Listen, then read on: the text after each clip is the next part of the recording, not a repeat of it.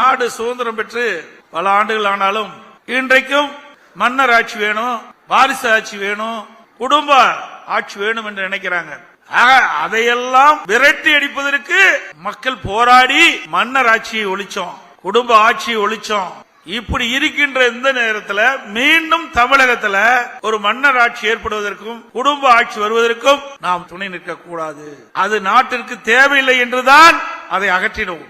ஆனால் திரு கருணாநிதி குடும்பத்தைச் சேர்ந்தவர்கள் ஆட்சி அதிகாரத்துக்கு வர வேண்டும் என்ற ஒரே நிலைப்பாட்டிலே குடும்பத்தைச் சேர்ந்தவர்கள் அதிகாரத்துக்கு வர வேண்டும், அது மாநிலத்தில் இருந்தாலும் சரி மத்தியில் இருந்தாலும் சரி ஆட்சிக்கு அதிகாரத்துக்கு வர வேண்டும் என்ற நிலையிலே திரு கருணாநிதி, அதுக்கு பிறகு திரு ஸ்டாலின், அதுக்கு பிறகு உதயநிதியை இப்ப கொண்டாந்து அமைச்சராக்கி இருக்கிறாங்க, துணை முதலமைச்சராக்கி இருக்கிறாங்க. பிறகு இன்ப நிதி, எல்லாம் நிதி பேரை வச்சிருக்கிறாங்க ஐயா, வேற எந்த பேரும் இல்ல. அவர்களுக்கு காண்பதெல்லாம் நிதிதான், அந்த பேர்ல கூட நிதி இருக்குது. மக்களை பற்றி கவலைப்படாத ஒரு முதலமைச்சர். ஆக வாரிசு அரசுக்கு முற்றுப்புள்ளி வைக்கின்ற தேர்தல் 2026 தேர்தலாக இருக்க வேண்டும். மன்னர் ஆட்சிக்கு முடிவு கட்டுகின்ற தேர்தல், குடும்ப ஆட்சிக்கு முடிவு கட்டுற தேர்தல் வருகின்ற 2026 தேர்தல். அப்பதான் ஏழைகள் பிழைக்க முடியும், ஏழைகள் வாழ முடியும்.